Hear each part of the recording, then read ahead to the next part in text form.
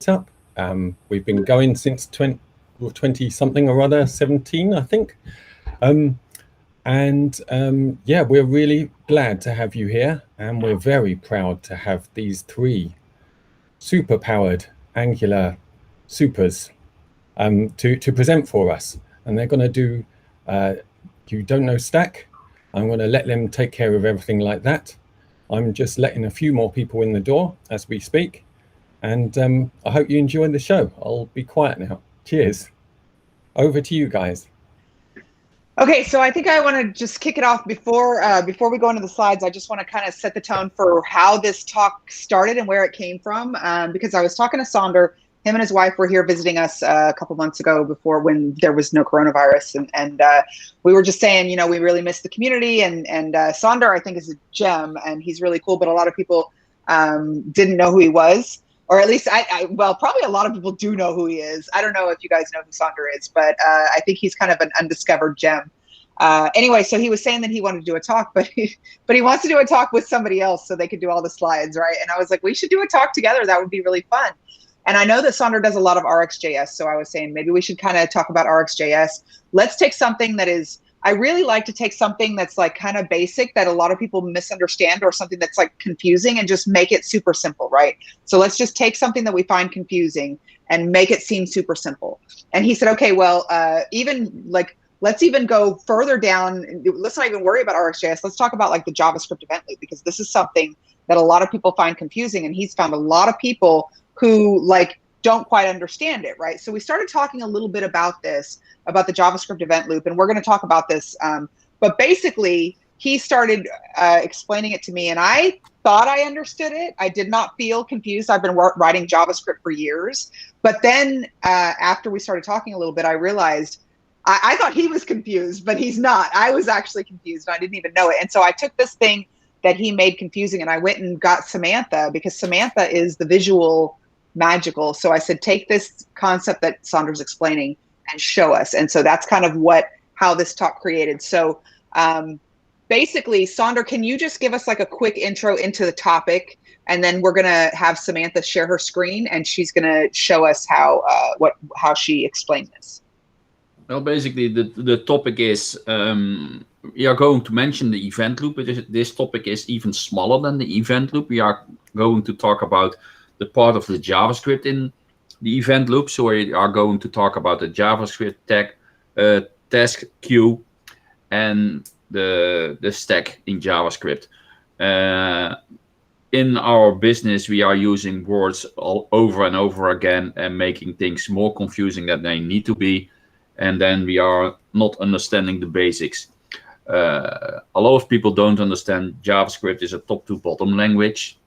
And they probably have heard the term top-to-bottom language, but they don't know what it means, or they think they know what it means, but don't really understand it.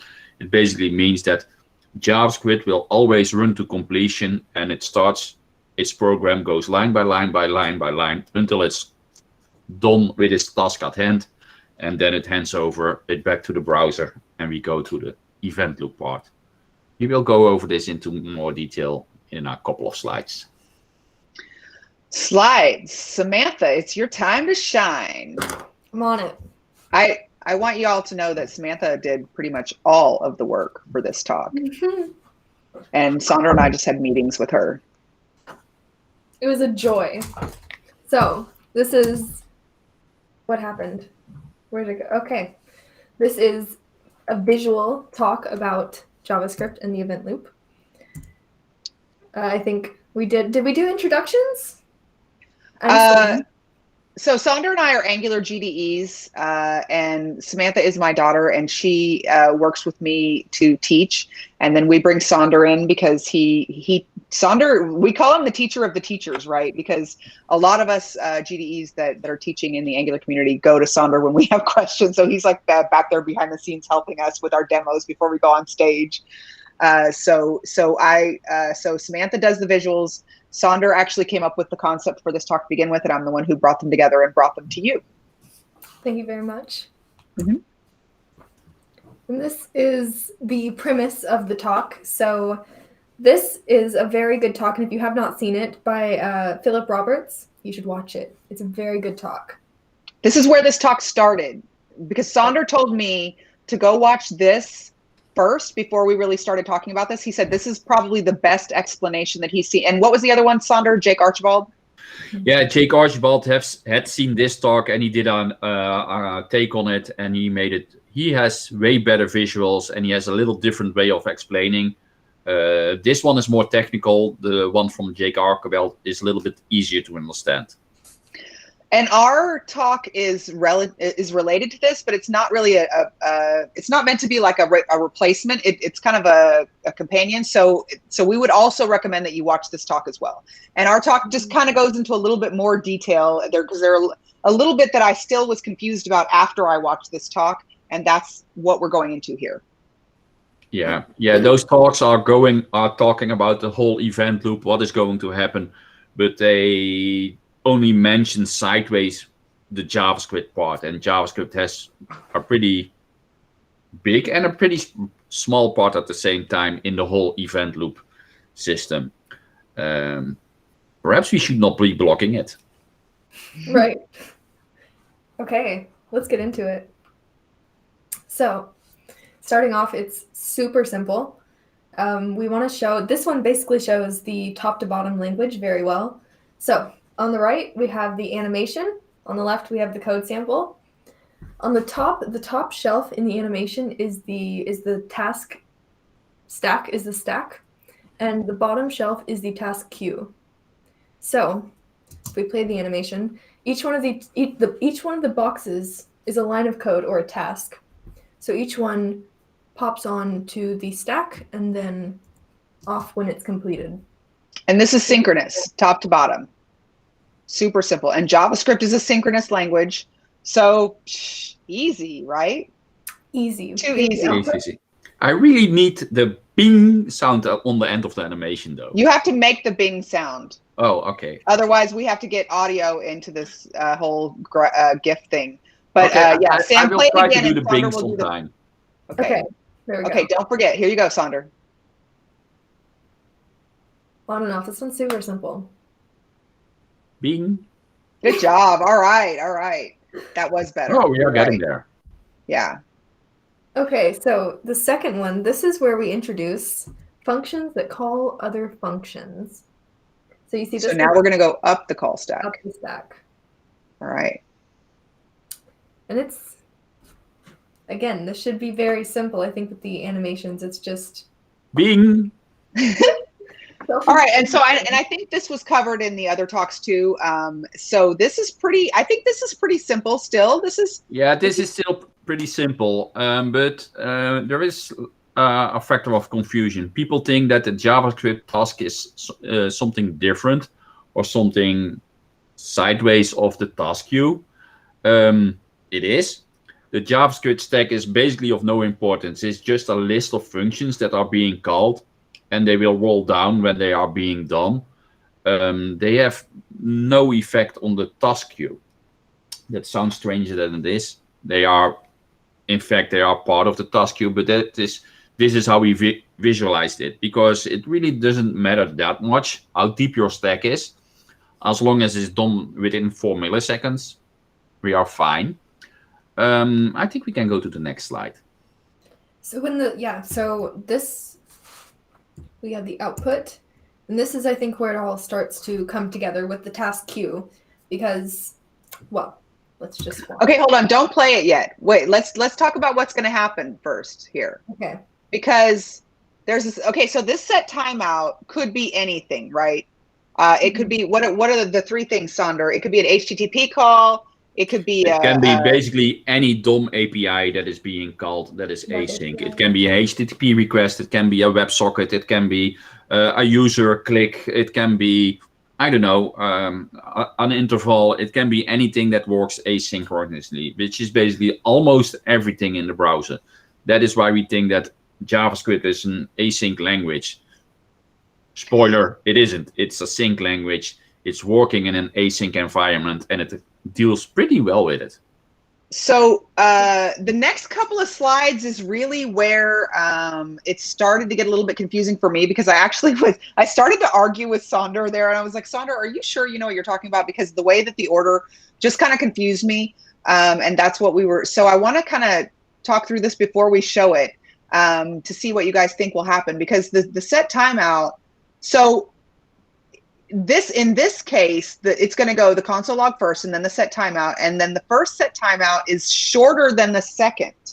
So then where do you think that tree is going to go? Where do you think that orange, does anybody have an idea where the orange is going to go? Is it going to go like before the green, or after the green, or after the blue, or? Well, they haven't seen the Rube Goldberg machine yet. Oh, I'm spoiling it. Yeah. They don't know. Anybody want to guess before we play it? Can I guess? Yes. I reckon the orange is going to come before the green. That's what I thought. That's exactly what I thought. Well, or I thought maybe, depending on how long, that maybe the orange would come after the green, but definitely it would. Yeah, because the green is 1,000, right? Right. So it's going to take a long time. So the All orange right. will be first. Yeah, spoiler alert. No. Are you sure you know what you're talking about? I'm pretty sure, because I just told you JavaScript runs top to bottom. What happens here is it does a set timeout. It asks the browser, hey, can you schedule something for me? The browser says, okay, and it goes on. It goes to the next line. It do the go is. It goes to the next line. Sets up. But yeah, but the there. orange is still going to be finished before the blue fires. Yeah, and there is where the event loop comes in, because everything that will be done asynchronously will be put on the next task queue. Now, that did not make any sense to me when he said it, so I made Samantha come in and figure this out. Okay, play it, Samantha, and let's see what that looks like. So we animated it. We animated it. We animated it with a Rube Goldberg machine to show that once it's dispatched, it can't go back up. It's going to finish that task. And there's another task queue. Okay, wait. Play that again. They're like a revolving door of task queues. So the set timeouts or the asynchronous will jump off the task queue. Once it gets triggered, it goes, and the task queue keeps going. You see the yellow and the green. It's going to keep going, but that set timeout is going to go to the next task queue, right? Okay, Sander, what if it's like, but what if it has like a zero? What if it's really fast? What if it finishes before? Sam, play it one more time, because what if the orange actually finishes everything it needs to do and it's ready to go before the task queue is finished? Zero? Yeah. It will never come on the same task queue. Everything will be scheduled to the next task queue. So no, once a program starts running, once a task queue starts running, nothing can alter it anymore. There is an exception. I will not go into there, but there is something with promises that can bolt on something on the end of the task queue. But in principle, once it starts, it will run to completion or to an error, and then it says, I don't know, done. But it runs to completion, and only when it's done, it will process anything else. So this is really good to know, because in this instance, Sam, play it one more time. If you got to be careful about the rest of everything behind it, because that orange is never going to fire until the first task queue is completed. And we're going to look more at that in the next slide. Right. Does this make sense so far, everybody? Absolutely, I think. Any other voters on that? All right, let's keep moving. Here's the output. Expected behavior. So this one. All right. We have a time passes, which basically blocks the stack. It resolves itself though, and it carries on, but everything before that and after that will be blocked until that while loop is finished. Yeah. So go ahead, Sander. Yeah, don't write code like this. I wrote this. It's terrible code. Don't block your stack for 1.5 seconds. Don't block your stack for half a second. Just don't do that. I demonstrated it here that really everything grinds to a halt if you are doing looping inside your program. If you are iterating on something and you are not handing over anything to the browser just has to wait. No clicks will be handled. No updates will be written to screen. Nothing happens if this thing is going. So that yellow is what you want to avoid. And even Sam, play that one more time, because the orange and the green, I want you to watch for a minute, because they're just sitting down there waiting. Like, well, the green hasn't even started yet, right? But the orange is like ready to go. It's just sitting there waiting and nothing can happen. So even if that yellow maybe should have been an asynchronous function so that everything else could continue moving until the yellow was ready to go. And then it would have been, the whole thing would have happened faster. That would have been smart. All right. The output, nothing super broken yet. All right, what's happening here, Sam? Okay, wait. Don't play this one yet, because I want to see what they think is going to happen. So, we back this up. We switched the set timeouts. So the orange one is longer. Mm-hmm. The orange one will be slower. So then if the orange one takes longer, what will happen? Will the green go in front of the orange, or will they still be in order when they get down there? Does anybody want to guess? On the queue. Just for fun, even if you're not sure. Go ahead, Tom. I reckon the orange will be after the green. Let's see it. Let's find out. Steven agrees. Oh. What do you think of these animations, y'all? Awesome. Oh. We have... Yeah. And we have a winner. Oh, I need to talk slower for this one. Easy peasy. You ready with your ping? Oh, no, yeah, you missed your cue there, Sander. Oh, crap. Ping. Okay, that was pretty straightforward. That was expected behavior. I love it. Let's keep going. This one is my... Okay, no. Wait, let's talk about this now. What's going to happen here? It breaks. Okay, so orange. What's going on with orange, Sam? Tell us. Let's see. So this Rube Goldberg right here. Okay, now stop it and let's see. Yeah. This is not going to... I mean, these animations use real physics, so this would never finish. See, she has a shelf there that's crooked. The ramp is crooked. It's at the wrong angle. So what's going to happen with the code, though? Will it keep going? If the yellow ball never, or if the orange ball never drops down, right? Will the shelf come up? Will it stop? Will it break? Yeah. Or will it go on without? Sander, don't tell him. No, I'm not going to tell him. It breaks stands for something you send off to a server that never gives an answer, or something else that goes haywire. So it's a little bit silly sample here, but this is something that happens a lot of times in real-time programs. So this is an asynchronous function that never comes back. It just goes off into La La Land. It just goes off in La La Land, and the server is not giving an error. It's just also not giving a response. It's just sitting there and saying, nope, not this time. And your program, what is going to happen to your program? What do you say, Tom?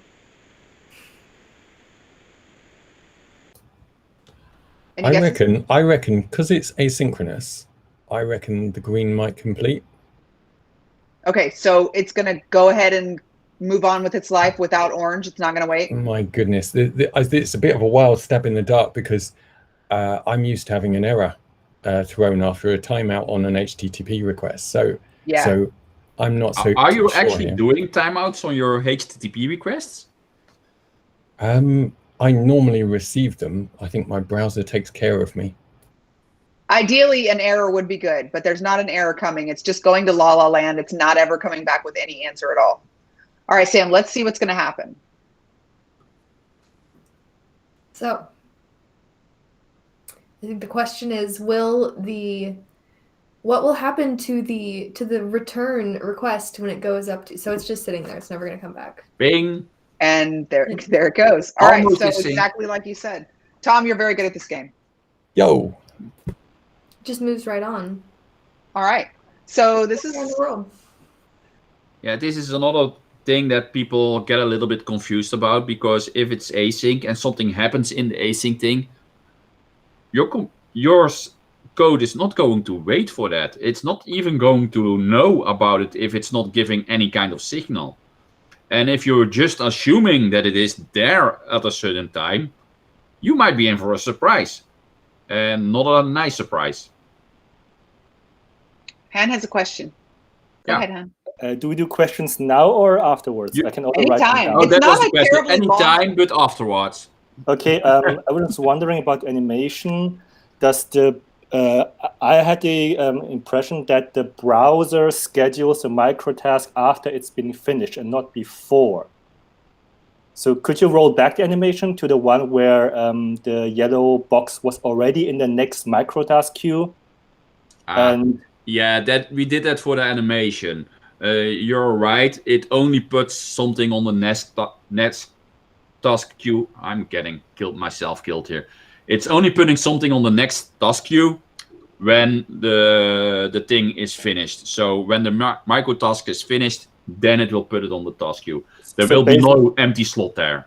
Yeah, okay, so that was what's confusing for me. So basically, Yeah. the browser would handle all the scheduling, and Yeah. only when it's done, the browser schedules a task on the next task queue. Yeah. And in this case, there wouldn't be an empty box waiting the next task queue. That was just No. for the animation. Yeah, Dan, that can is you just make a for the note? animation. And in real life, actually, they are not going on the same task queue, but there will Yeah, be of course, separate yeah. ones. Yeah. Yeah, that would be another Okay. question, but for later. So what that means is because the orange ball will never appear, it will never reach the second one because of the crooked shelf, then the box should not appear down there either. Yeah. All right. It's not that the Good to box know. is there and then taken away, but it makes a better animation this way. Yeah. We like those. Okay. So, this is the grand finale. So all of this before it was good. We had one, so the name of our talk is Don't Block Your Stack. And all of these they're not properly blocking the stack. So we wanted to say what would happen if we really broke it. We went back to Sander and we said we need to talk about how it would act if it was actually broken. Like we showed, because the thing is, I think really what I thought that I understood synchronous and asynchronous and the difference between the two. But when it actually comes down to, and I want Sander at the end of the slides to show you a little bit or to talk you through his original visual and how we were going to do this, because we had many revisions of this talk to get into this point. But really, I think that understanding like how the order of operations goes, I didn't feel confused, but when we started talking through this, there were a couple of times that I was pretty confused. But then like we went through all this and then we went back to Sander and said, okay, well, we need to show how it actually would be broken. How would that work? And then we went to Sam and told her to make it broken, and it was really fun. I love breaking things. So this is a while loop forever. Like what would happen if the yellow one, no, if the blue one, like what if it never finishes ever? I made fire. Yeah, this is actual footage of your CPU if you're doing this. So don't do this. Yeah, really don't block your stack, because your browser tab will grind to a halt. In the past, even your whole browser or even your computer might grind to a halt. I think if you do something like this in Netscape 1 or 2, you will block your computer, really. So yeah, don't do this. So in this one, the blue one is the while loop that never finishes, because we said if you have a set timeout that never finishes, it will go on without it. But if you have the while loop that never finishes, everything stops and then you're just dead in the water and nothing's going to happen. So that is the don't block your stack. Yeah, and this seems like a silly example, and it is actually a silly example. However, if you are doing like data processing in your browser and you have something, and and you have a mixture there of if-then cases. It happens, and it happens to everyone at a certain time. It happens that you are updating a counter over there, and then a little bit below you are subtracting, which basically means, hey, I created an endless loop here. Those are hard to debug because your browser will grind to a halt. Make sure you don't do that. The most common reason for things like this is we have like a bulk of data, and we get like 10,000 rows or something, and we are going over the rows and over every column and doing some calculations there that takes forever. Or not forever, but just too long to be comfortable in the browser. And everything grinds to a halt. Earlier on, I mentioned like, hey, you should be done in 4 milliseconds. I was not joking. You should be, if you want to have like 60 frames per second in your browsers, in your application, so that it feels smooth, you should be aiming at 4 milliseconds. That sounds short, but it is. You can do a whole boatload of stuff in 4 milliseconds. So I understood, I thought I understood the whole JavaScript and the asynchronous and synchronous. But what I think the part that I didn't really understand was there's more than one, and this is the part that the other YouTube, because I came back to talk to Sander after that YouTube video, and I still didn't understand, like, there's more than one task queue and how it goes between them, and then there's the call stack, and it goes over here and it goes over there, and it was just a little bit confusing. Hopefully, because we recruited Samantha and brought her in, that this was not confusing at all for y'all. So this was a lot of fun. We have more slides, Sam? Yes, we have we have a little talk about Angular Nation. We missed our, hold on, should I look for the original, or do you want to do this first? What original? No, it's fine. So Samantha and I, this talk was just kind of a fun thing. This was kind of practice for Samantha. She was just flexing her 3D, skills. But we actually have been working together to teach Angular over on angularnation.net. And we also have a community over there with lots of networking and more meetup groups and stuff like this. But yeah, Sam, you have more slides in here. Did you show us what you're working on? Yes. So this actually was made today. This is showing, we're working on a DOM manipulation course, but it is all visualized. So this was the ng4 without the track by. And an ng4, when something's clicked or updated, it repaints everything over and over and over again because it doesn't know what has changed. So we visualized this with a little robot that represents the DOM. And with the track by, he can actually look at each one and only take out the ones that need to be taken out.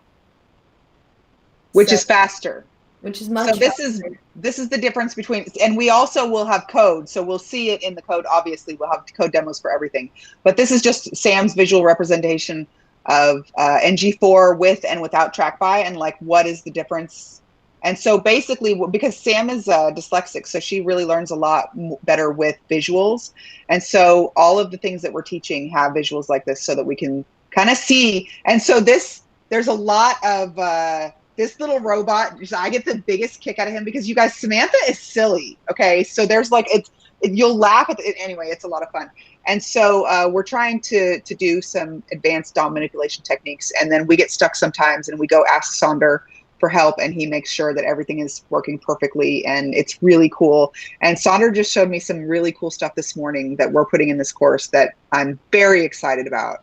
And Samantha is animating everything, and it's taking a little bit longer than we thought, but it's worth it. It's worth it because these animations are so much fun. I love the little robot. We also, so this is our second course. We also have an architect training course that we ran, and Stephen took the architect. What did you think, Stephen? I don't want to put you on the spot, but you're the only one here that's been through the course. Was it helpful? True. Yeah, it was really good. Yeah, I think after doing that, it just made me really think about how I was building Angular apps. I learned a lot doing it, and yeah, it was a really good course. Very good slides, very good presentation, and for your first time, I thought it was really, really good. So I enjoyed it. Yeah, I'm looking forward to this one as well. I paid $5 to say that, y'all. I'm just kidding. Was it 5 Thank you, Stephen. 10? Yeah. My favorite part about this upcoming course is this whole UI is actually built in Angular. What is it? Angular version 9? No, dude, 11. What are you talking about? 9. That's like, no, it's brand new. It's been a while. It's brand new, and Sander showed me really cool stuff this morning that only works with Ivy, and it's so exciting. And it's going to be in there too, and Sam's going to animate it, and I'm going to write the code, and then the animation goes with the code, like exactly. So it's fun. Exactly. Anyway. Yeah. Okay. So that's what she was working on today. Oh, show us this one. I didn't know this one was in here. Look at the little robot, y'all. So this is just, he's just updating the DOM. I don't. Yeah. It's exciting. It's going to go with the code. It's great. So, oh my gosh, there's another one. He's sad. I was exciting. So I just threw in a bunch of these because I'm super excited about this DOM manipulation course. But this is if you have nested structural directives in a huge app. Don't stress out your little dude is the point of our course. So anyway, Sander, it's your turn. Author of Scully. Did y'all know, by the way, Sander is the author of Scully? Well, I'm not the sole author of Scully. I'm the lead architect. I've written most of it, I think. Not all of it, though. You basically came up with it, didn't you? I came up with the idea years ago, and I finally got somebody to pay me to build it. So, good job. How old is it, Sander? It's now it's a little over a year old now. Oh, that's super old. Yeah, it's really old. It's major now. We are going to release a version 3 soon that will have breaking changes and things like that, because otherwise we don't fit in. If you really want to fit in, you would skip version 3, Sander, and go straight to 4. No. I'm skipping version 2. So. All right, there you go. So would anybody be interested in, because I know we probably don't have time tonight, but would anybody be interested in having Sander come back for like a Scully dedicated? Like, duh. Yeah, of course. All right, there you go. So Paul has raised a hand. Oh. That's apparently yes. Okay, so I think, Sander, you're going to be working with Fanis to do a Scully demo, like a Scully intro demo. So as soon as that talk is ready, then Tom, they'll drop it in the Call for Papers channel, and you can pick it up and get them on the calendar for that. Fantastic. Would love to. Are we allowed to ask any questions now? I think so. We have like 1 or 2 more slides, and then we're done with the slides, and we'll turn off the screen share, and then you guys can. Okay. And then I can see everybody. I miss you guys. Okay, really quick, Sander, will you talk us through your original idea for the ice cream scooper man? This is where we started with our animation before we got to the Rube Goldberg idea. Well, actually, when I started this explaining, I said, hey, JavaScript is just like an ice cream selling guy. He is scooping ice cream. He's all working by himself, and he can do only one thing. So he can be the cashier, and then he has to change lanes and have to scoop the ice cream and over the ice cream and go back to the next. And I chose that analogy because I wanted to show how you can offload work to other workers that run async to do the ice scooping and other things like that.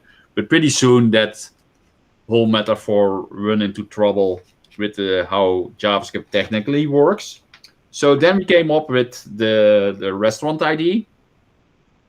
And pretty soon we had the main chef sitting outside smoking and crying because everything was going to hell. And it was getting kind of confusing. Like it was getting a little too abstract. But the significance for me that really helped me understand, because Sander was, because I was trying to get him to do a talk about RxJS, right? Which we still might. But he said, really, no matter what, like whatever you're doing with RxJS or any of that kind of stuff, doesn't matter if you don't understand this, right? You can put all this stuff on top of it, but after all the RxJS runs, it still has to wait and turn its turn in line. And so basically, no. Yeah. RxJS, is it sync or is it async? Depends on the scheduler. Sort of, yeah. I'd say it's sort of async, isn't it? No, Most of it's actually it is synchronous. neither. Ooh. RxJS is basically sync, but if you feed it something async, it will just happily accept it and will switch to async. But RxJS itself is basically sync. It's just a callback. It is just putting things on the stack and dropping. But if something is going async, or if you are using a scheduler, which is something async, most schedulers are async, not all of them. It is going async. Most of the users of it are using async because everything you talk to in JavaScript is basically async. But RxJS itself is sync. And this is something people get confused about, and they get really strange results and think, why am I getting this now? Basically because you asked for it, but you didn't realize. Look at Samantha's face in that slide, because I made the same face. Oh yeah, that's one of her bloopers. Because I grabbed that screenshot because Sander was explaining this to me, and the same thing that I did to y'all. He was like, which is going to happen first and which is going to happen first. And there was a couple times that and especially because I thought the orange was going to go in front of the blue on that very first one when we first started with that, right? And then we ran it. And then Samantha made the same face that I did when he was showing us the console log stuff. And so I grabbed it for y'all because I thought it was funny. Yeah, I was practicing my evil grin there. Yeah. I think that's all of our slides. Is it, Sam? Yes. That's it. it. That's all I got. Good. So this was just fun. We just wanted to go through this and take something super basic and show it. And I hope this was helpful for y'all. Are you guys up for a virtual round of applause? Can we do that now? Is that okay? Microphone's on if you don't mind. Thank you. I would say all of the credit goes to Samantha, really. Stop it. Y'all are the and Sander. Thank you. Thank you. Thank you, you Tom, so much. for having us. Thank you, Kate, for having us. I've enjoyed it. I hope everybody else has. I think by the reactions that everybody has. So really appreciate you coming, and particularly accidentally going an hour later than you thought you would. Not a problem at all. Not a problem. Okay, so if anyone has any questions, Sander and I are both Angular GDEs, and we're happy to answer your questions. And he also knows a little bit about Scully. They don't have to be questions about our talk tonight. They can be any kind of Angular questions that you want. I think we have some time if you want to. Go ahead, hon. I think there's, hold on, I see somebody else. I see Alex with a hand up too.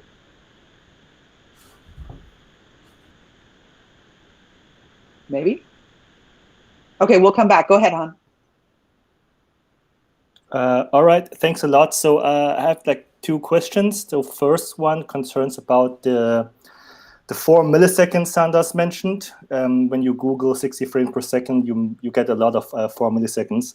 But what I'm wondering is like, how does a browser determines how many micro tasks are scheduled into one task queue? Because in the animation, you had like, for example, 5 console logs, and you said like it's for a top to bottom language, so it's gonna run through it all. So like, when does it stop? So how many micro tasks? It stops when it doesn't schedule any micro tasks. You are scheduling it, not JavaScript. If you feed it a ton of functions, it has to run to all of it, and only when it runs to the end, it is complete, and it will hand over. So if there are like 20,000 lines of code, it will have to run to all of them. Ah, okay. And it will never go to the next shelf until the first one is finished.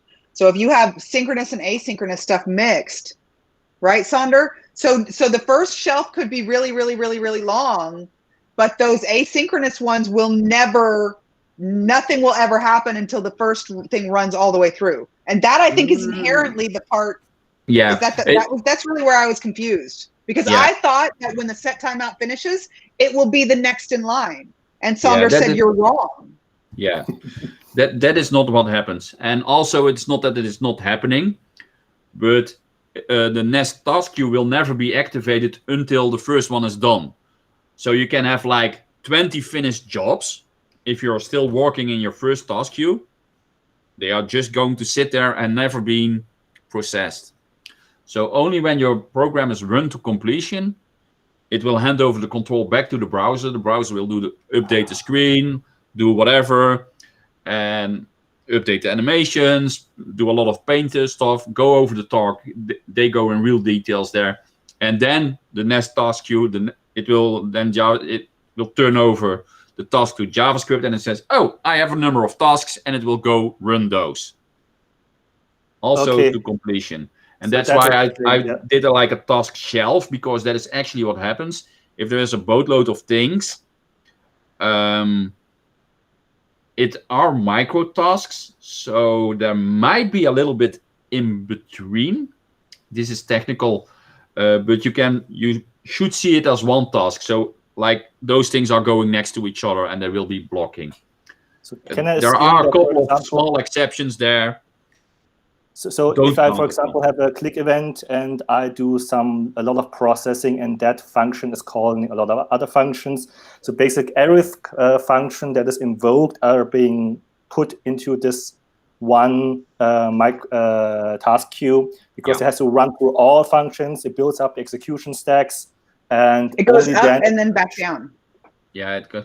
Let me walk you through the process. What happens? I have a button in the browser that is just sitting there on the screen doing nothing, because that is what buttons do. And a user comes along, that clicks on it, and that basically tells the browser, hey, we have an event. Perhaps we should do something. So the browser is going to look up, oh, I have a task for this, and it put that task on the next queue. So it's going to run that task. When that task starts, which is not directly connected to the clicking event, there might be like, if JavaScript is busy in the meantime, there might be like 10 seconds between. Usually there isn't, but it might be. This is where I said, Sander, stop. Sam, draw what he just said. When your click function, the function that is calling, is taking up like 10 seconds of processing, your browser will be frozen for 10 seconds. It will run the whole thing to completion. So if you have a click handler, don't put in 10 seconds of processing in the handler. If it's really that much of processing, you should not be doing it in a browser. But there are different ways to slice up tasks and do it in smaller tasks. If you have like an enormous blob of data that has like 1 million rows in there, you can say, hey, I will do parts, I will do 10,000 rows, do a set timeout, do the next 10,000 rows, set timeout, next 10,000 rows.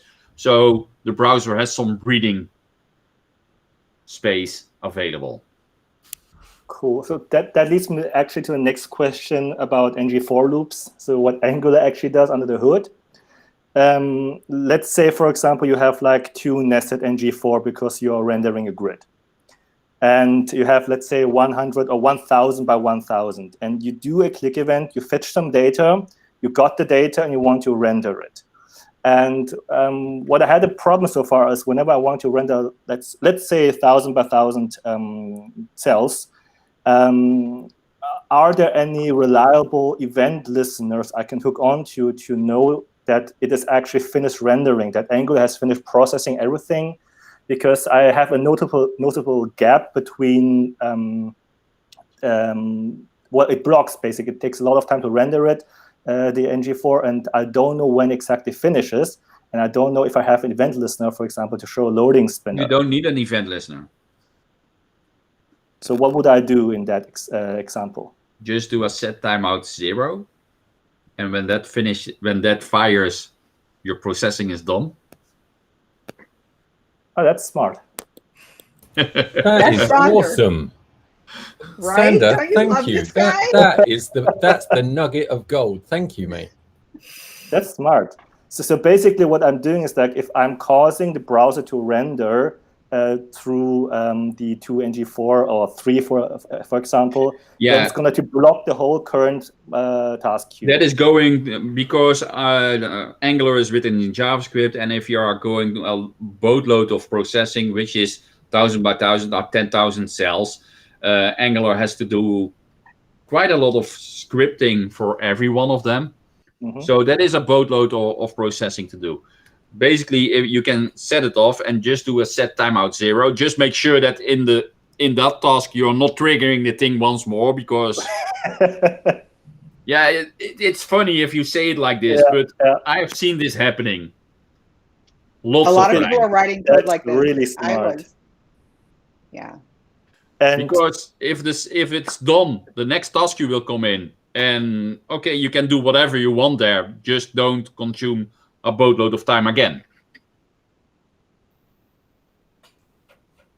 Is there I mean, let's stay with this example. I want to render 10,000 cells and using 2 NG4s. And I use the track by and everything Angular has to offer. And if I use your method, I still think, of course, the whole screen will freeze, and I couldn't actually show a loading spinner because it wouldn't animate, right?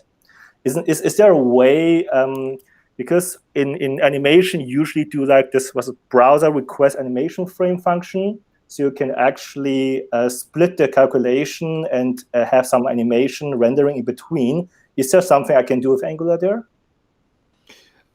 No, and that is not an Angular limitation. That is just you are blocking the main thread. You're blocking the main thread, so nothing happens. Request animation frame is not going to save you there, because that is also not going to be fired, because the whole thing is just processing whatever you're doing.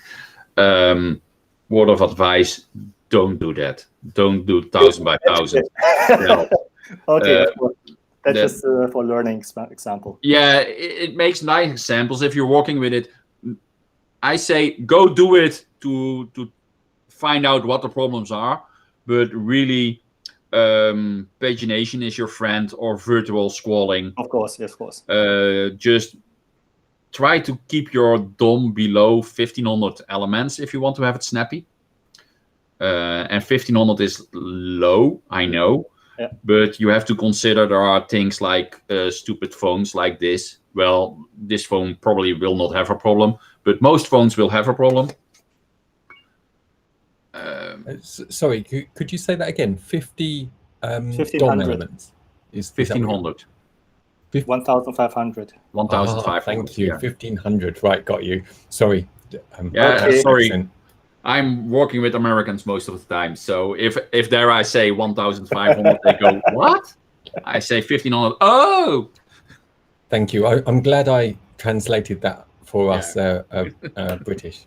Okay, and my last question, this is really the last one. I already learned enough. Thank you a lot. So let's stick with the example. Let's say let's not say 10,000. Let's say 100 by 100. So you have like one. No, that's ultimate. Let's say 10 by 10. So 100 cells. And it's about the event listeners have inside loops, ng4 loops. So for example, I have ng-ifs. I have some expressions, for example, comparing if I should render a checkmark icon or a cross icon. And how much extra load does it add to have like these kind of inline, in-template features, let's say? For example, a colleague of mine said, for example, don't do that too much in the template, rather have it outside and calculate it in a separate function before you put it to render, before you push it for Angular to render. So this way you're going to optimize. So I was wondering how much. I totally agree with that. Don't push too much logic into the template, and this is one of the main reasons, because it takes time. And if it's in the template, it needs to be updated on every cycle of the event of the change detection loop. Every cycle. Filter your list before you send it to the DOM. So does it, like, for example, Angular is smart. Angular is smart, but some things need to be, because it is in the template, it needs to be re-evaluated anyway. Mm-hmm. Remember Sam's animation where he's repainting the whole thing? It happens faster, but that's what it looks like. It's repainting the whole thing, and you don't want it to do that. Yeah. And if you do that in functions, you can be smart and use memorization. Memorization is a fancy word for caching. And just say, hey, this is the end result, and return that. And if you do it like that, it's working way faster. Also, don't call functions from, and that's another thing I see a lot, is don't call functions from the template. Just, and also don't replace functions with getters, because that is the same thing. It just don't look like a function, but people are still calling a function, and it is exactly the same thing. And people say, yeah, but if you use a getter, no. Sander, no. I've seen so many devs sneak that in, thinking that that's okay. It doesn't say function, does it? No. It looks like. Tell us how you really feel, Sander. You know I I'm really always like your doing plan. that. Yeah. Okay, that's all Sander my will questions. definitely tell Thanks you. a lot. That's a lot. Thanks a lot. I like If your you have house any plan. follow-up questions, I'm reachable on the internet. Just find me. Sander, could I ask a question? Oh, Sure. sorry, I've interjected, and I don't mean to, and I've been naughty. I see a hand's gone up. I should let them go first. Okay. Praveen? Praveen. Yeah. Hi, Sander. Hi, Bonnie. Hi. I have one question, and suppose I have a component and I am projecting content from outside to it, and I create a basic component, and from outside I am projecting some templates to render a custom UI. Now what I want to do is I want to create a new component uh, which also contain both custom UI and also the base component, and I want to reuse that. So one way I can do is I can the custom UI I can make a new component, and I can project that into the main base component, and I can render that. But in that way, the new I also have to handle the input and output wiring for the new component. So is there any way we can share ng templates globally to different components? So you want to share templates between components? Yes. I'm not going to say it's impossible, because it is possible, but don't. If you need to compose elements, you can better use like real composing, and use break it up in a couple of components, and have like a directive that changes parts of the component, like it has a little bit different place or different view, or just don't show certain things, but do it in a composable way. Break your components in smaller pieces and reuse those pieces, and then make like 3 different components that reuse the same building blocks. That is much quicker, easier to maintain, easier to reason about.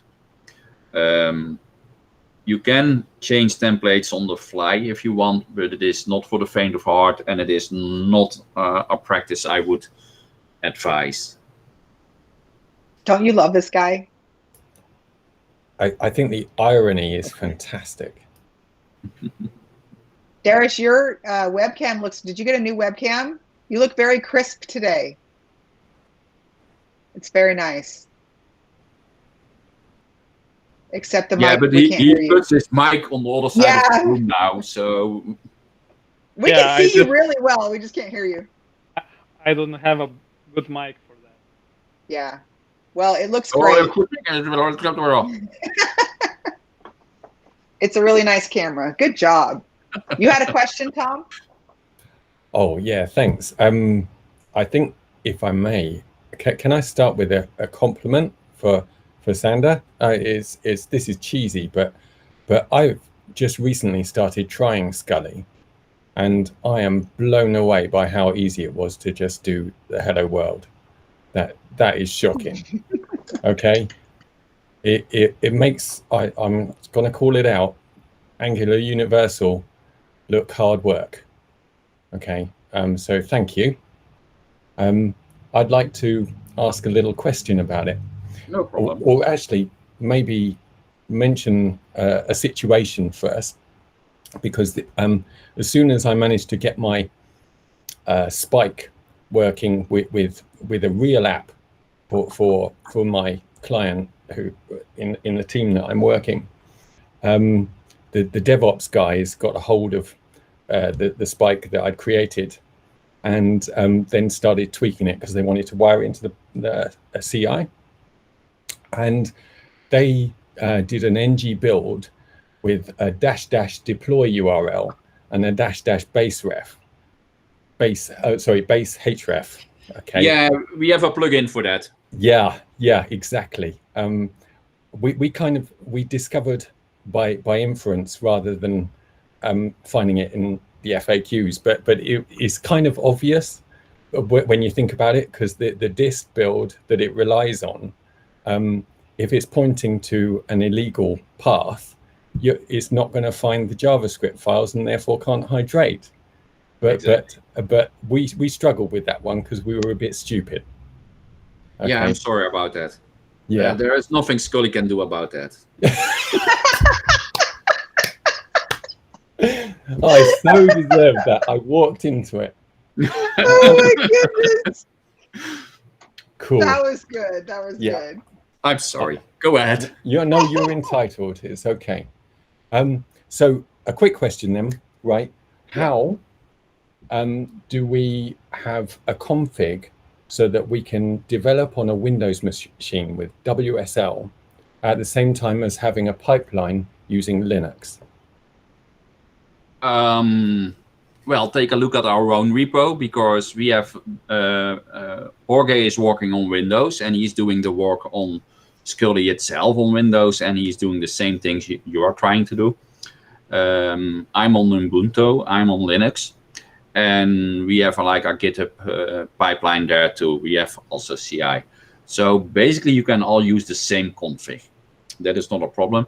There might be a difference between dev and production.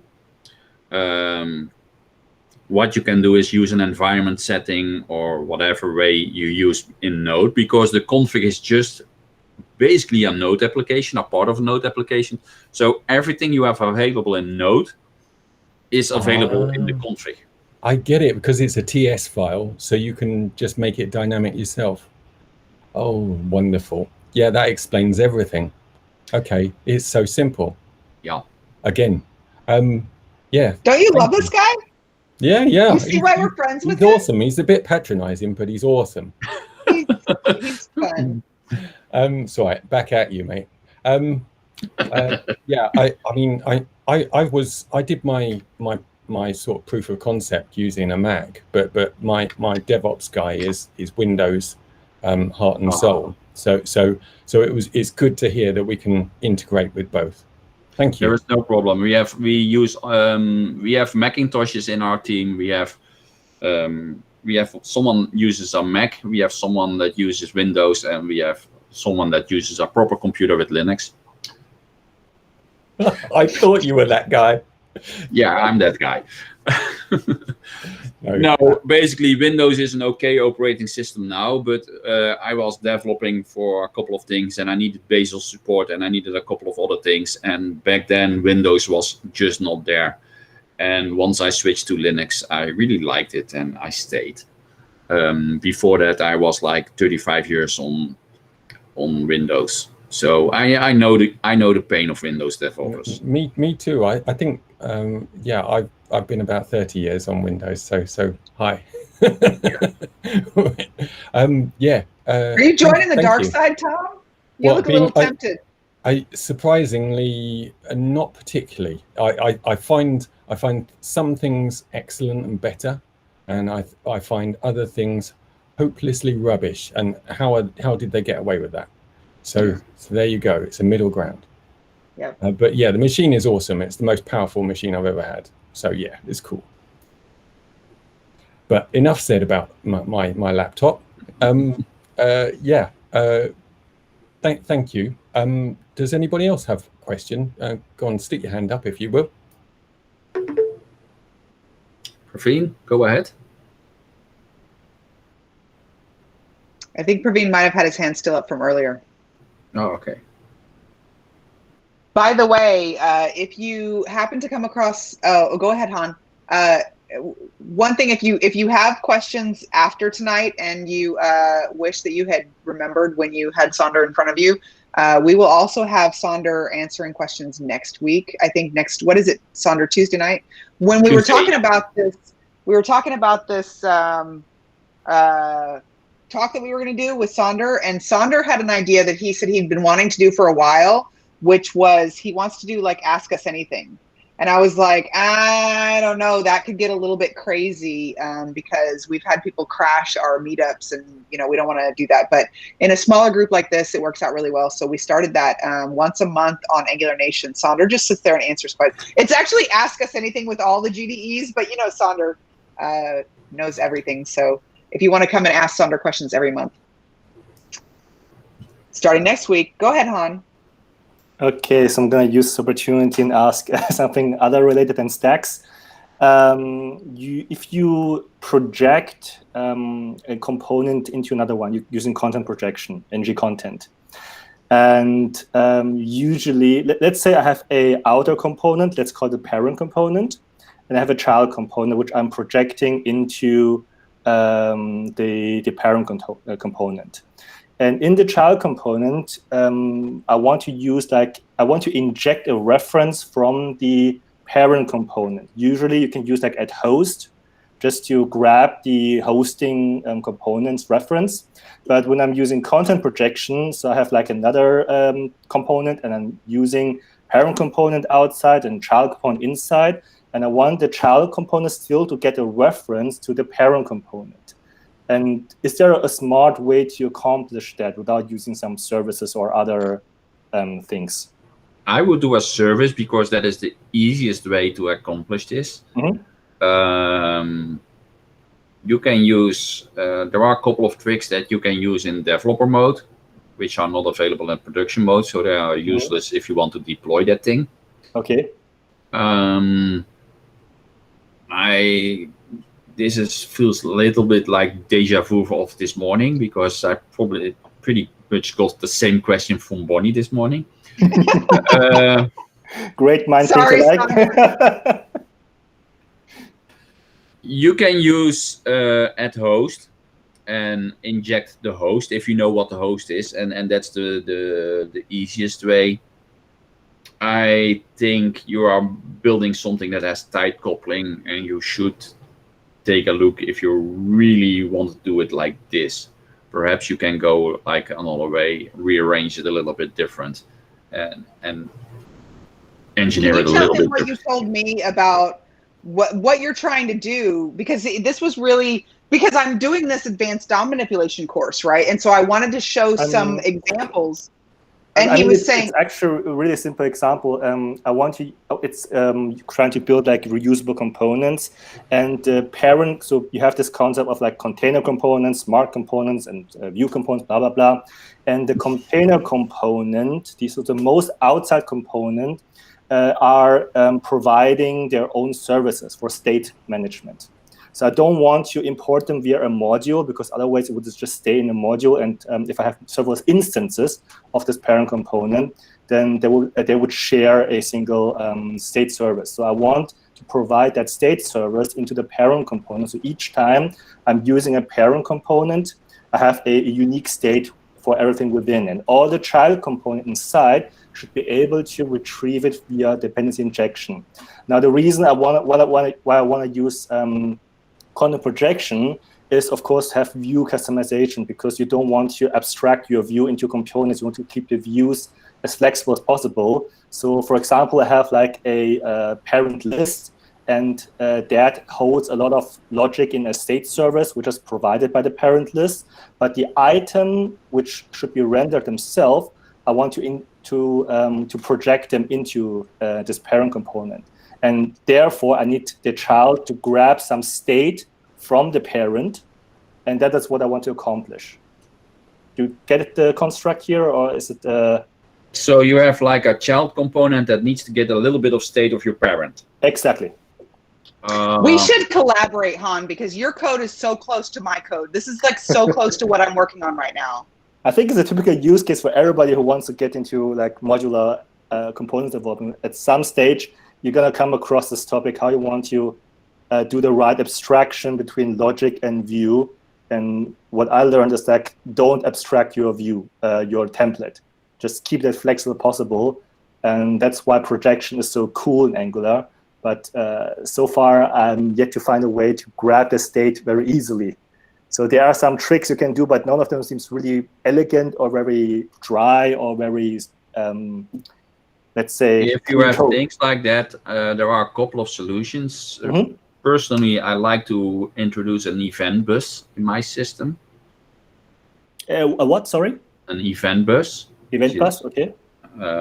You can look up what an event bus is, but basically it's like almost like a subject in a service. It's not exactly the same thing, but it is like that. And you can push state from anywhere into this thing and get it from anywhere too. That is one way to do it. Another way would be centralize it on top of it. Sorry to interject, because that's really powerful. What do you use for your event bus? Do you use NGRX or do you use your own hand-rolled observable? I always use my own handwritten stuff. Sander hand rolls everything. But you should not be doing that. You can use mine. It is available. I'm using a service that uses replace subject, and it has a couple of smart, not getters and setters, but something like that. You can get and set, and you have a type. It's very straightforward. If you look at the code, you think, oh, I could have come up with that, but you didn't. That's why I'm talking here. But that would be like a state service which you provide globally, right? So you have like it's like a pub/sub messaging system you build. It's basically an inbuilt pub/sub. Yes. Yeah. So that's okay. So that was what you would recommend if I wanted. That is something that I would recommend, and that works for a boatload of things very well. Then there is also if those things are in close proximity, they can use a shared service that has just the data they all need to know about. And that is the thing that I usually would do if they are, and in close proximity, I mean that, okay, I have this master component and there are like 5 or 6 different things that might go in there, but they will always be used with each other. Those components will never be used anywhere else, and this parent component will never be used with any other file. So basically they are loosely coupled, but they are also tightly coupled because they belong to each other. It's a set of components that work together. Just inject the same service in all of those things, and those things can communicate or share any state. And you don't have you don't need a global state management for that. You just can you can put an object in a service and be done with it. Angular will take care of all the nasty stuff there. If you want to do it reactive, just put a simple replace subject of a behavior subject in there, and you can get notifications. But that is the most easy way and the most versatile way to do that. Okay, but then I have to ask a really important question. How do you identify if you have like a global or like even a shared state holder, which are used among, let's say, several instances of this master component? How do you identify that which data is for whom? In a typical pub subsystem, you have to identify, and how do you control that? You can use strings. In a pub subsystem, you're using a type. So basically you say, okay, this is of type XIZ, and I'm listening for that type, or I'm sending that type.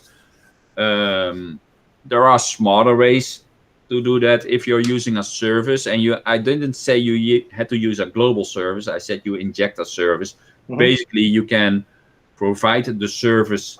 The injector is a tree, and it follows the Angular tree. So if you instantiate a service in a component, you can do that. You can provide it into a component. Exactly, yeah. And if you inside that component somewhere you ask for the same service, you get that instance from that component.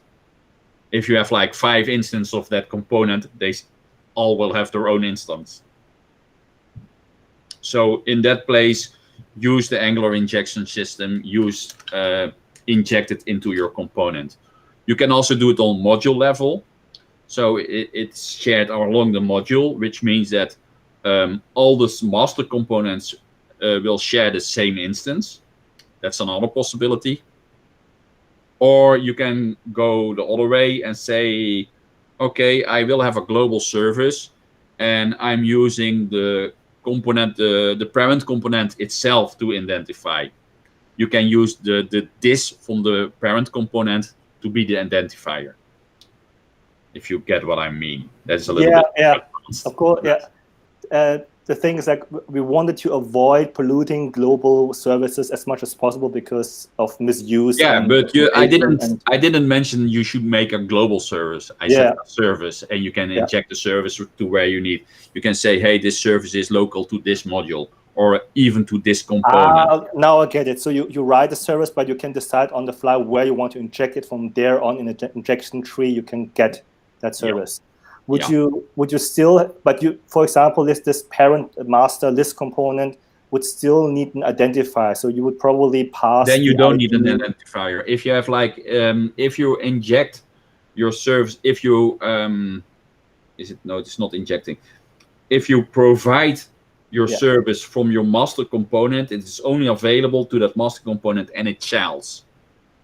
So if you get the service from one of its childs, it will get it from the master component. Yeah, the point was that would work, but if I use content projection again, the child components still need a reference to this, and I can't get that. So that's what I was talking about, providing a service on a higher level. No, it will get it. Try it. I tried. I can't. How do I get it? Just view normal dependency injection. I tried it. Just inject. So I had a parent component. You might need to do provided in root. No, I had. No, if you provide it in root, you get a global one. Yeah. Okay. I provided it locally in a master component. Then I use content projection to put a child component inside between in the template where the master component is, and there I couldn't get a reference to the provided service of the parent component. Because look at the comment that Darius just put in the chat. Your child, is that from the same module? Is that created in the same injection tree? Or is that created somewhere else? Exactly, somewhere else, because then you will have to. Then you will have to do. Okay, now I get it. Yeah. Yes. Okay. Thank you. Thanks a lot. Okay, that makes sense. So there, I would probably need to pass an ID or some unique thing if I want to have several instances of the parent component. Okay, perfect. So that's enough for me. Thanks a lot. Thanks. Sorry for occupying everybody's time. I was laughing. It's an interesting question, and it is something that comes along quite often. And there is not a black and white answer to this because there are a lot of grays in there. And as you said, if you're creating it inside the tree, it's not a problem. It will be there. If you create it somewhere else in your application, you need to provide now I can go to my boss and say, Sander said it, and this is how I did it. And that's good enough for me. So, yeah. I was laughing, Han, because I know the feeling, because you kept saying, okay, one more question. Okay, one more question. And I do the same thing. Yeah, but it's so helpful because he knows all this stuff in his brain. So, yeah. Thanks a lot. I got it. I have to use it. We appreciate you sharing it with us, Sander. You're a gem. Oh, by the way, that Scully was easier to use than Angular Universal was by design. It was a very good design. Yeah, we really didn't like writing, not only me, but I really didn't like writing universal applications because there are so many rules and you have to jump so many strange hoops, and I didn't want any of those. So I think we are on the end of the. Oh, Darius. Doesn't my mic works? Yeah, it just has a little bit of a delay. Yeah, I just was wondering. I was just writing a comment. By doing this, provider creates new instances of that service, and that instance is unique. It's not like a singleton. It's going to be a state of that service, but unique only for that component. Yes. Okay. Yeah, if you provide in a component, which is something that was really usual like way back, but then fall in disgrace somehow.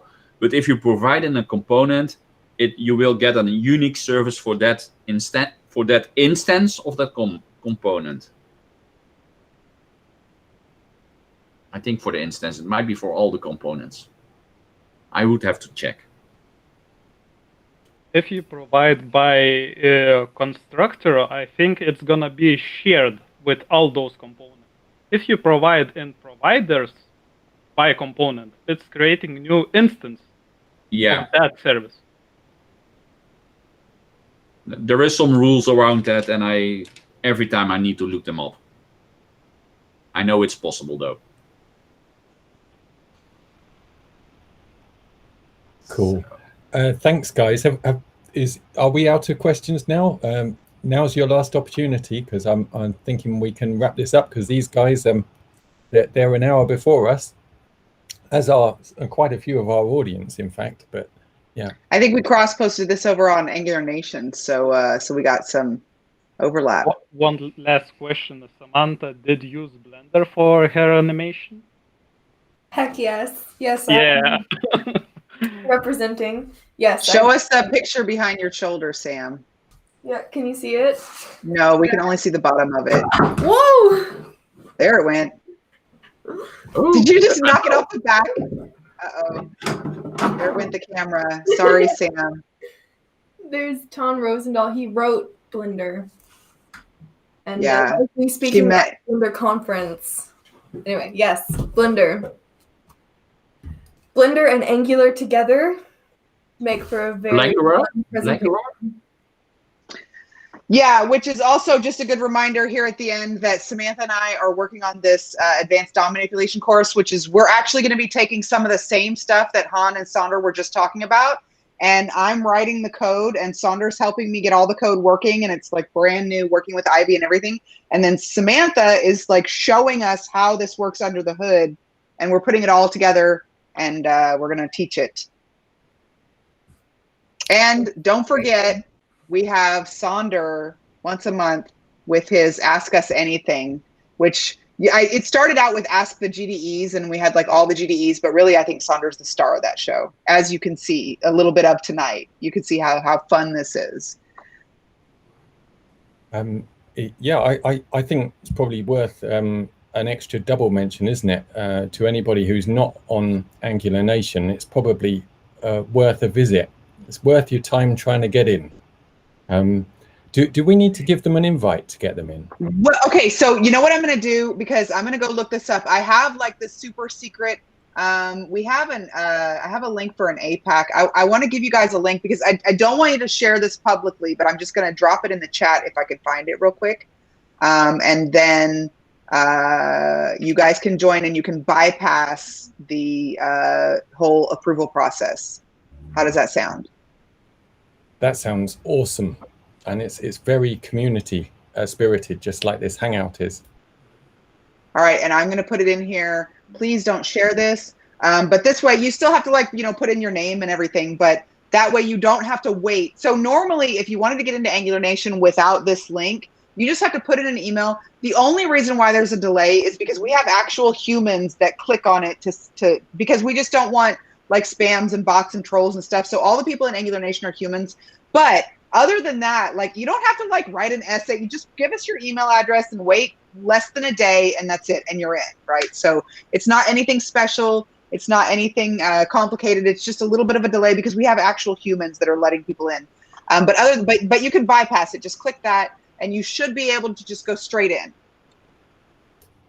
And cool. Also, you'll be in the Angular APAC channel. We have meetups like this every week in Angular APAC and in Angular Africa. We have a lot of like cozy meetups like this because I was inspired by Tom because I had so much fun last time I came to visit you guys that we started making more groups. So, and the cool thing is because we're all online that we can all go to all the groups and we don't have to travel. So it's very international these days. And I think it really helps a lot with the quarantine and the isolation to jump into these. Like I really enjoy hanging out with y'all and bringing Sander and having him answer all the questions.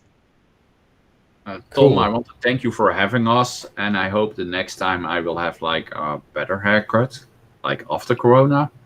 Me too. I could do with one of those. So yeah, I think we could all do with one. Does anybody know any sort of like very safe hairdressers? Anyway, more to the point.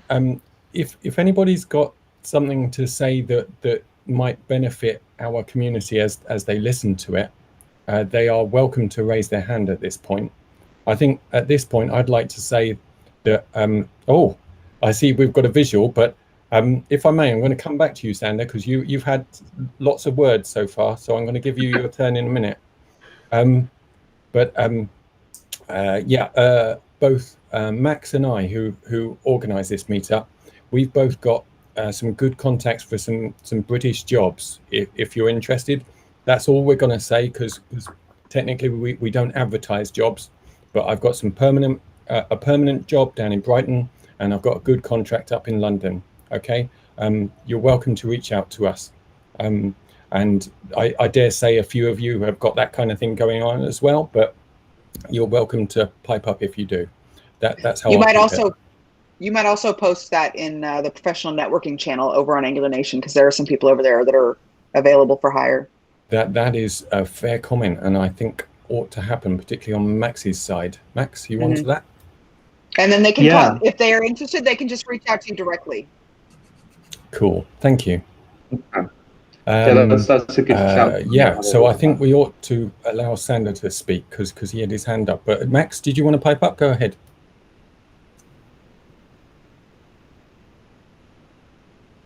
Max? I'll take that as a sound cut. I know he's having some sound issues tonight. No, actually, Sander, I think you've covered it. Back to you, mate. Cool. Okay, thanks, Max. Well, if you are building anything for the community, I would say use Scully. Ooh, yeah, I would say that too. Actually, no, honestly, it's so easy. It is awesomely easy, and if you start using it from the outset, you will get no problems. Whereas you'll create them if you do it later. Yeah. Also, if you are using Meet, a sure thing, we have like a community plugin that is querying the Meet API, so it automatically updates your website if there is a new Meet and stuff like that. Very cool. Very cool. Talk to Jeffrey. Do you have a link to that you could throw in the chat, seeing as you've spoken? Scully.io. There is like a community plugins page on Scully.io, and it is listed there. And I can quickly look it up because I'm really good with the internet sometimes. It's where you learned everything, isn't it, Sander? No. I learned my stuff before internet was a thing. Oh, I see. You wrote it. Sorry. Not exactly, but... You wrote the internet. I wrote Tim Berners-Lee.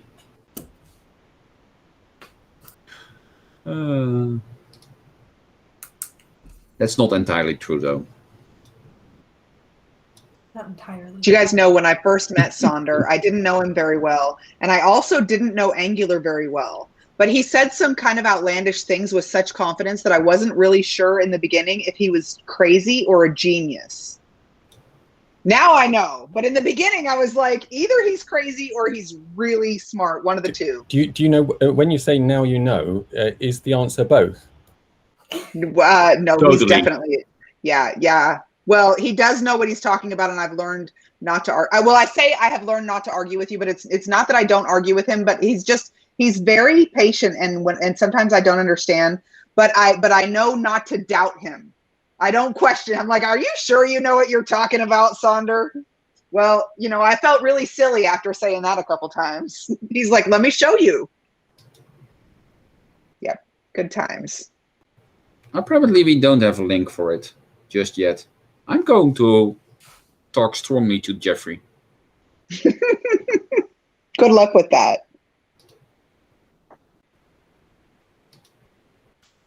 Sorry, I don't have a plugin, a link for that, but it is available. That's perfectly all right. Also on, if it's okay. On Angular Nation, Jeffrey is there, and he wrote it. Well, Yeah. if you're up for it, Sander, we can talk about this later. If you really are, you know, you're welcome back to do a Super Scully chat if you fancy. Okay, but take He's your doing time a talk as you will. You're Bennett. most welcome. It might be like a month before it's ready, but I told Fanis, I already sent him a message and told Fanis to reach out to you, Tom, as soon as the talk's ready. Because Sander, see, this is what I've learned about Sander, right? He has all of this very valuable information to share, but he doesn't like making slides. So we have to team him up with somebody who makes all the slides, and then Sander comes in and it's, but hey, you know, it's fair. It's So, worth it. so we found Highly him recommend it. yeah, absolutely. I need somebody to do the real work, and I will just blabber. So we found him a victim to put together a talk with an intro to Scully and a demo. And as soon as that's ready, they're going to come and find you. No, the real reason I like teaming up for doing a talk, because that keeps you real. I usually know a little bit about the subject I want to talk about, and I learned by out of practice that I'm sometimes going a little bit too fast, or I'm setting in on a little bit too high of a level, which basically means I'm looking at a room full of people that go like, and that's not a nice experience. So I team up with somebody else so that they say, if they go like, I know I have to put in some extra explanation. Yeah. If we leave Sander to his own devices all by himself, like everybody's eyes will cross and he'll go he'll deep dive and start talking about really abstract things and it's hard to follow. So that's why we have Samantha to come in and help us visualize everything, and we get to ask him questions, and it's fun. By the way, Tom, it really would be good for you to ping Jeffrey over on Angular Nation and ask him about that. And I just want to, and maybe I can get some support here. I think it would be really cool to see you and Jeffrey, Tom, because you want to do this Scully community thing, and Jeffrey's already done it. And Jeffrey is the organizer. Actually, well, Sander and I are co-organizers with Jeffrey of the Dutch Angular group, but Jeffrey does all of the work. So basically, as far as we're concerned, it's his group. But Jeffrey put that all together for the Dutch Angular group, and Sander helped him and walked him through it. And also, Jeffrey is amazing, and you would love him. And I swear, he's just such a cool guy. I would like to see you and Jeffrey maybe collaborate and put a talk together to show us how to do that community plugin. And I think it would be really interesting and fun for you because you're already interested, and Jeffrey's already done it. And I also need to do it, and I haven't yet. So if you can do this, then all I have to do is watch your talk. Oh my God. Okay. Well, there's a challenge, and you've caught me on YouTube, so I have to do it, I suppose. Have you done a talk before, or are you just a host? Oh no, I do talks. Okay, good. But yeah, I keep them small. I would love to see a collaboration with you and Jeffrey, and you would love Jeffrey. The people have spoke. Yeah. Who's with me? What do you think, Han? He has a British accent. That's enough for everybody. Oh, you're a star. Thank you. So it's officially requested. So we've got a couple of talks that we need to swing back by and do. I really think we should come back and visit you guys sometimes because you're most welcome. Thank you. Because I really like this group a lot. And you should also come over and visit us on Angular Nation if you don't. Wait, what? You guys meet once a month or every week? No, it's more like yes, Tom. Once next time. It's highly variable, but I'm thinking the next one's probably a month away. But normally it's about 6 weeks on average. All right, and in between, hang out with us on Angular Nation. You got it. No worries. Okay, and yeah, I think we ought to build up to a wrap up here and say. You guys who are on mute, you're welcome to pipe up now, but thank you for coming.